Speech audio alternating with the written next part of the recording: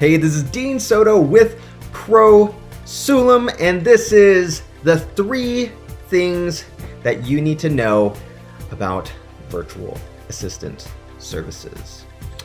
And on the third one, the very last one, I'm going to share the kind of my secret sauce, this thing that I've learned after 10 years of outsourcing that is really the most important thing that can make or break your experience with a virtual assistant and ultimately can lead to some pretty amazing things with your business. So you want to stay till that, or you can just fast forward to the end. But before you fast forward, like this video, subscribe.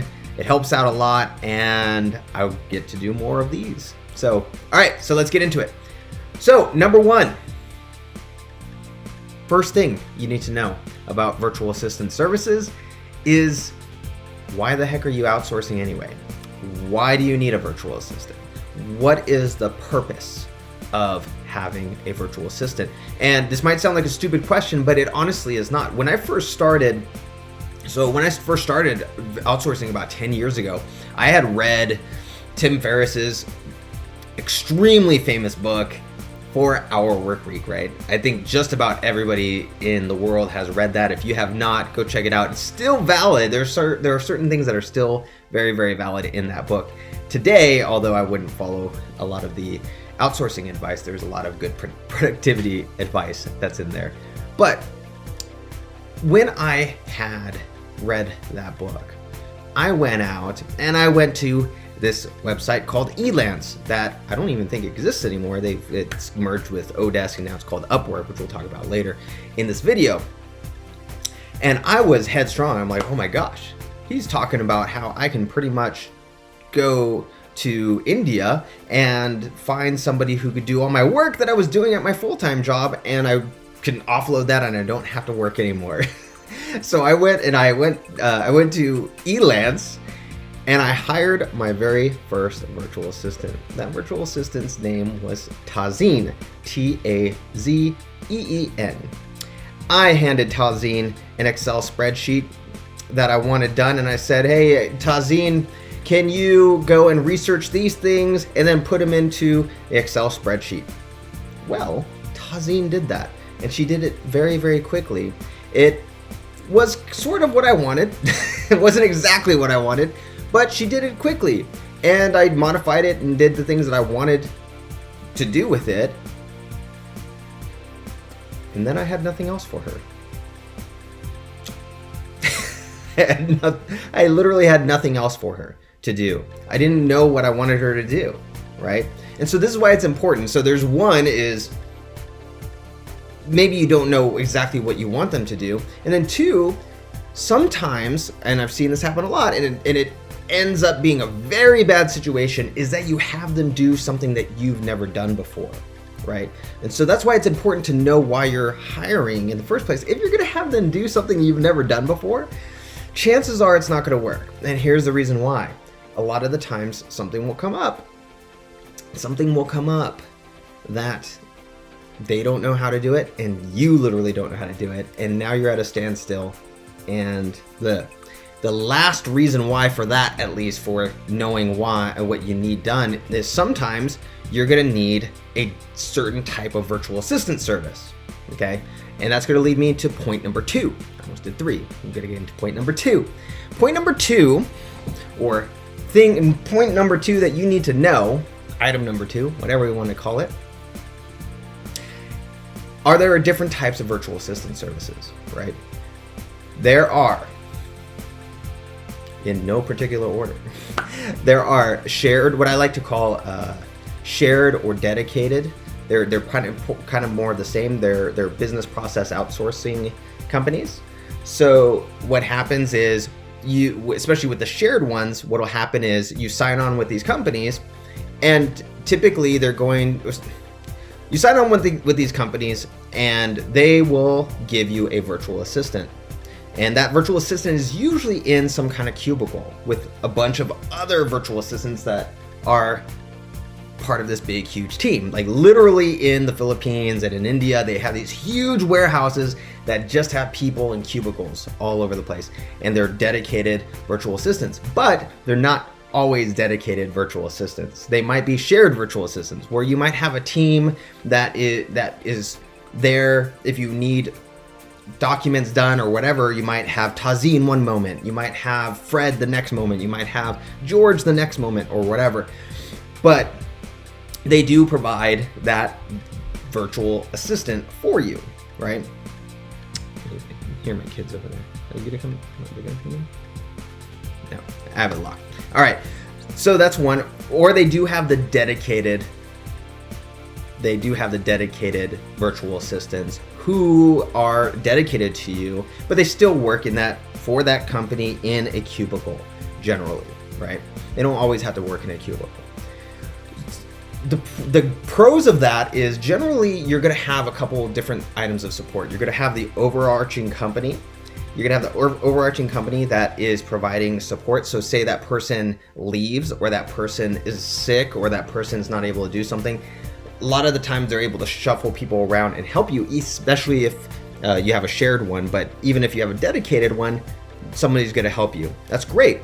The problem, one of the cons is that person might be working for a multitude of other people, so they'll never take full ownership of your company, which is a secret, which is something that can only be done, in my opinion, not only, but the majority of the time can only be done by item number 3, which we'll be talking about in just a little bit.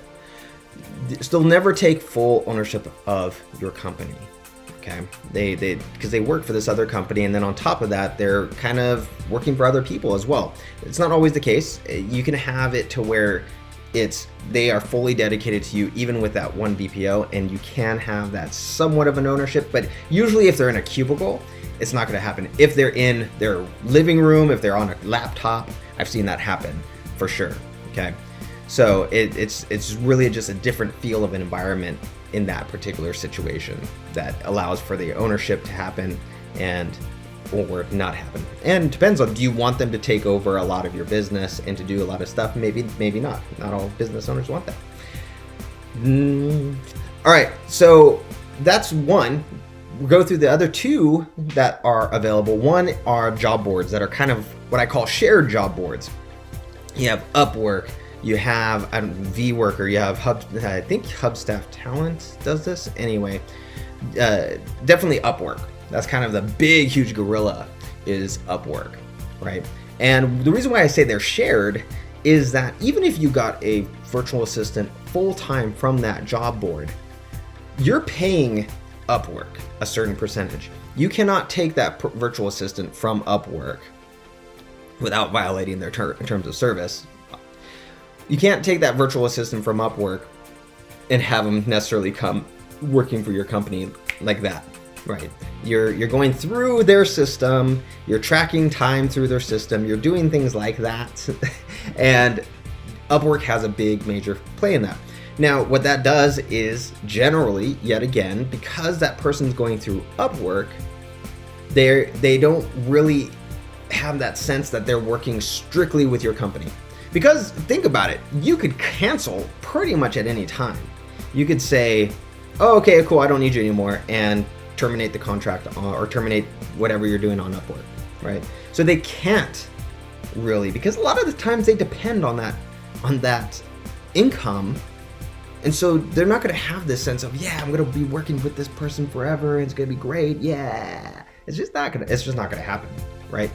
So with that being said, that's one of the cons. The pros are that you have a wide range of people. A lot of the times you get to see a lot of reviews from how they've been working and see if they are good. For me, I've found good people on there, but I found a lot of people that I just, never wish I worked with. And so it's still a hit or miss. A lot of the times you can't go through a hiring process that, like for my company, when we find our virtual assistants for people, when we find virtual assistants that are top of the top 1%, we have to go through a 6-tier process to even become a virtual assistant in my agency.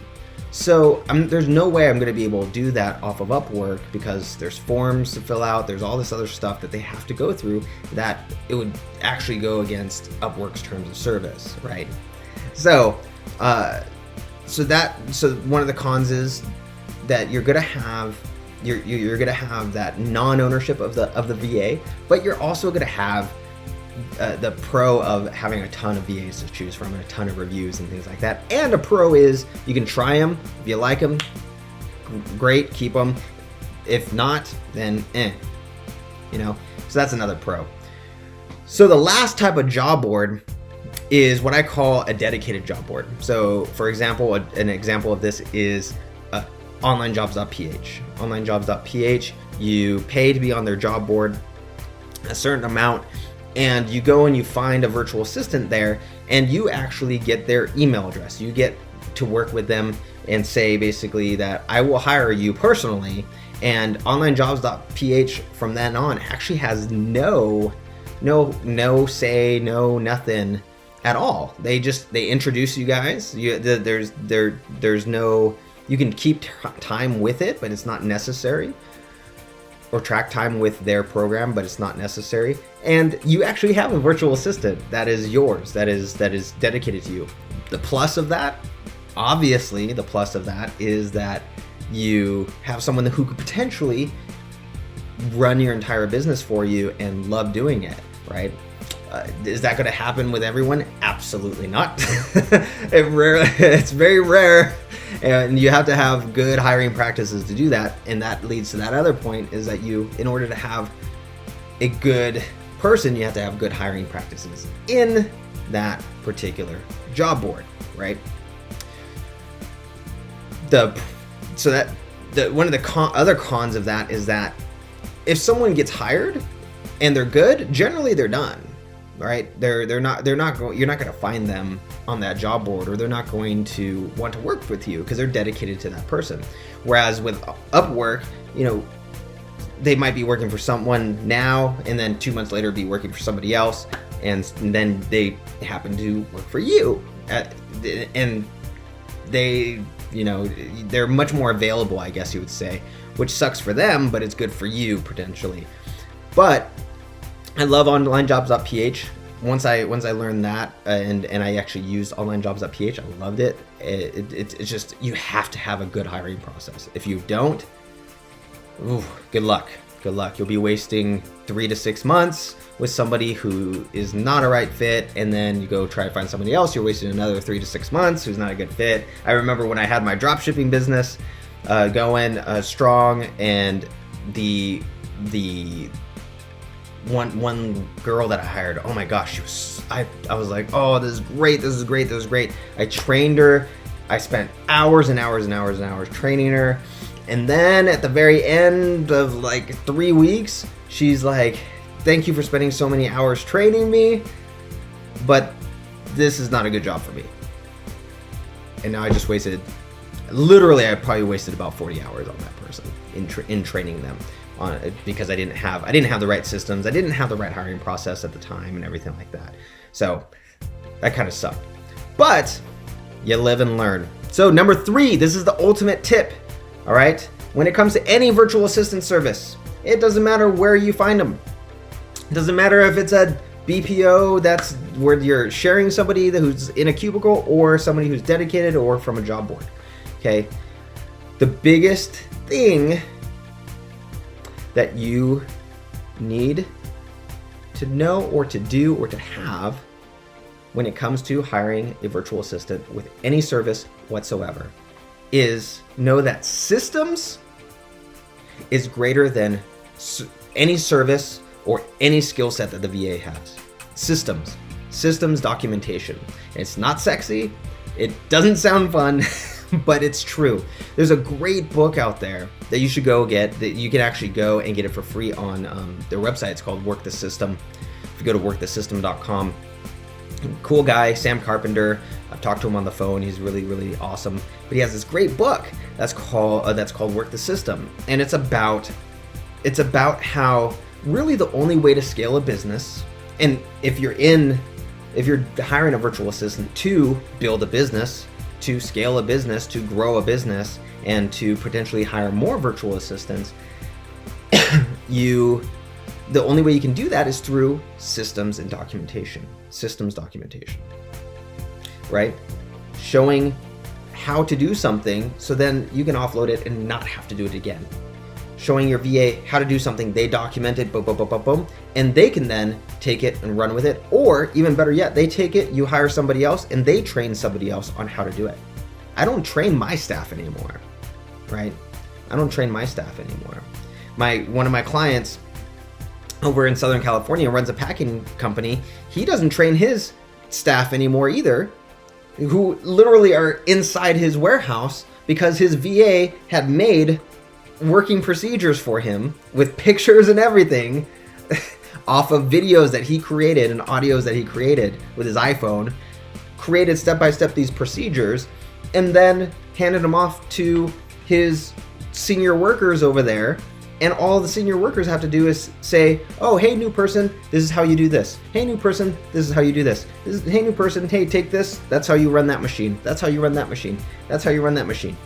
Crazy, right? But that's the only way to scale a business. If you haven't read the book, Cash Flow Quadrant, you got to get that as well. 4 quadrants, right? 4 quadrants, and see if I could do this backwards because of the way this works. Okay, you have your E, your S, you have your B, and you have your I. You have your E, which is your up here in this half of the quadrant, which you don't want to be in. Your E, which is your employee mindset. You have your small business mindset, which is your S. You have your big business mindset, which is what we're talking about right now. You have systems. You have systems in place and systems documentation, that your virtual assistant can take, anybody off the street can take and do, and yada yada. And then you have your I over here, which is investor, which is ultimately what you want to get on this side of the game, right? You want to think like a big business, even if you're not a big business, right? Right now, what would you prefer to do at 60 hours a week and have you and a virtual assistant that you're constantly having to train, or 10 hours a week and your virtual assistant has everything documented and you're good to go? They can do all of that stuff, right? That's what I'm talking about when it comes to this. So whatever service it is, and even whatever skill set, clients of mine have virtual assistants who had no experience in running manufacturing operations, and they're running them here in Taiwan, running restaurant franchises like a coconut franchise down here in Southern California, a tea franchise down here. They do the hiring for majority of all of the franchise owners. They literally get on Zoom and do the hiring, and they've never had to do that before. They've never been doing that before. Supply chain management, all this other stuff. And these are people, in some cases, who are fresh out of high school, but they've been trained to create systems documentation for their employer. Okay, so systems, whether you're the one who's doing them or you're creating a video or audio or whatever, and they're doing them and creating them, the documentation, so that you can grow your business. Either way, it beats out skill set. It beats out services, right? And that's why at ProSulum, that's all we focus on. That's what makes us different from every other VA agency out there. We focus on finding those top 1% of the top 1% who can do systems documentation for you. You show them a video, say it's how to send an invoice to a client, how to run payroll, how to run profit and loss every month, whatever it might be, right? Anything, you show them a video on how to do that, they document it, and you never have to do it again, ever. That's why we focus on that, because now we can have an army of people. You get somebody who can run 1, 2, 3 of your businesses because you're showing them how to do it. You're the one doing it, and they're documenting it, and now they're able to do it. So systems beats out any service, any skill set, except for, I would say, development or design. But even with that, I have clients, and even my guys have done this, who had no design skills. Their VAs had no design skills, and what did the client have them do? Go and get designers, showed them how to find designers, showed them how to get prototype designs. And now that VA goes and gets prototype designs for different things for them, and all the owner has to do is look and go, yeah, I'll choose that one, thanks. Rather than having to do all of that themselves. The VA actually becomes a project manager at that point in time. And they don't need to know how to design. They can go and hire designers. They can go and outsource. The outsources can then go and outsource as well. So, all right, so those are the 3 things that you need to know when it comes to any type of virtual assistant service. If you want a systems and process virtual assistant to work with you, then go to prosulum.com. There's a free 30-minute consultation that you can sign up for. All my consultations, they're super, super valuable. And even if you don't go with us as a virtual assistant, you're gonna come out ahead, because I always wanna make sure that it's an actual consultation, that it's not just, hey, I'm gonna sell you. Hey, I'm gonna sell you. It'd be great if you were a customer and client, but I'd rather leave you better off, because then maybe you'll refer us and you'll be a referral partner. So, all right, Dean Soto with prosulum.com, and I will catch you in the next video. Hopefully that was helpful. And if you have any questions, I would love to hear them. Just put them in the comments and I'll do a video on them. All right, have a great one. See ya.